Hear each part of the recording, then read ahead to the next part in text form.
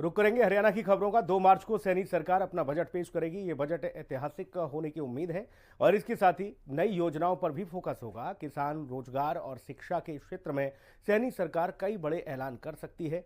2 मार्च को खुलेगा सीएम सैनी का पिटारा। यमुना की सफाई को लेकर मुख्यमंत्री नायब सिंह सैनी सरकार गंभीर। 21 नए ट्रीटमेंट प्लांट स्थापित किए जाएंगे।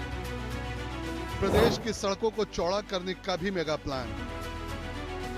हरियाणा के वित्त मंत्री के तौर पर मुख्यमंत्री नायब सिंह सैनी होली से 2 दिन पहले 2 मार्च को अपना दूसरा बजट पेश करेंगे। बजट को लेकर मुख्यमंत्री नायब सिंह सैनी ने विशेष तैयारी की है। हरियाणा सरकार ने बजट की तैयारी लगभग पूरी कर ली है। अब बजट की स्पीच तैयार की जा रही है। हरियाणा की नायब सिंह सैनी सरकार यमुना की सफाई को लेकर बेहद गंभीर नजर आ रही है।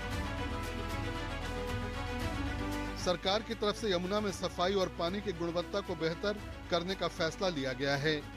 सीएम नायब सिंह सैनी ने प्रदेश की तरक्की के लिए कई अहम फैसले लिए।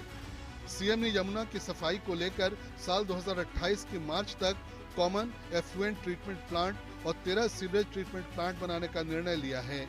साथ ही अकेले यमुना की सफाई के लिए 21 नए ट्रीटमेंट प्लांट स्थापित किए जाएंगे।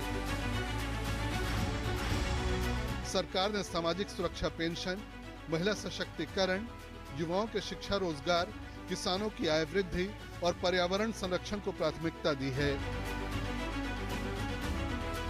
प्रधानमंत्री आवास योजना के तहत 1,56,000 से अधिक मकान बनाए गए।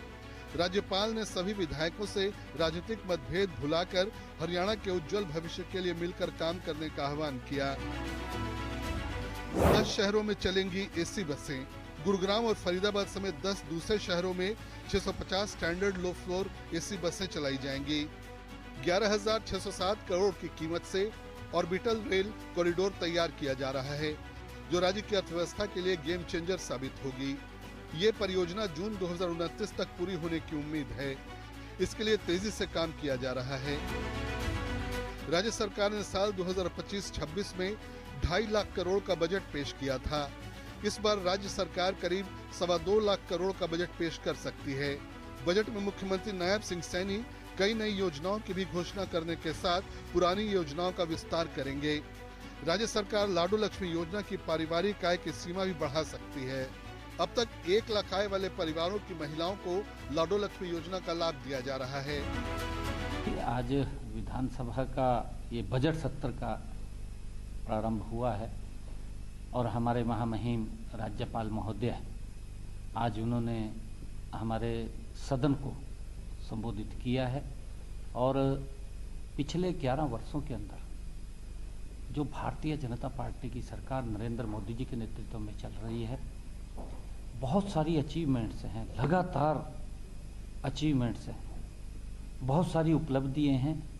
आम व्यक्ति के जीवन को सरल करने का काम हमारी सरकार ने किया है।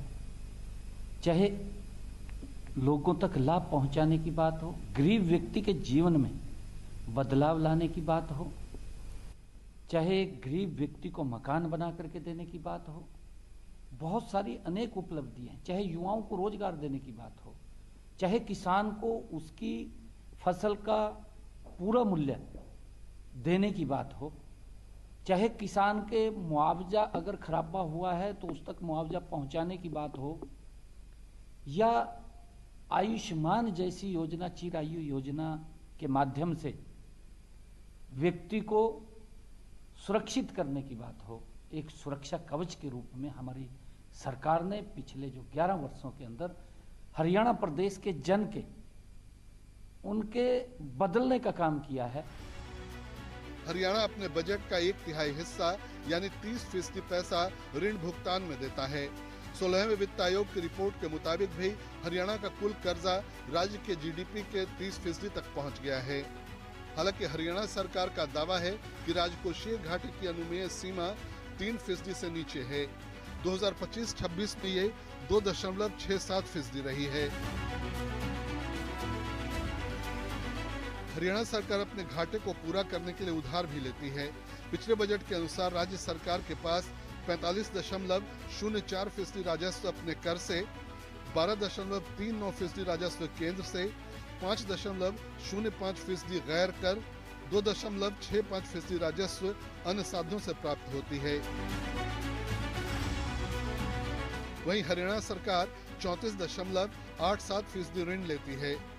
इसमें 25.66 राज्य विकास ऋण, खाद्यान्न खरीद के लिए 6.84%, नाबार्ड से 1.23%, केंद्र से 0.99% और दूसरे साधनों से 0.15% ऋण लेती है। ब्यूरो रिपोर्ट, हिंदी खबर।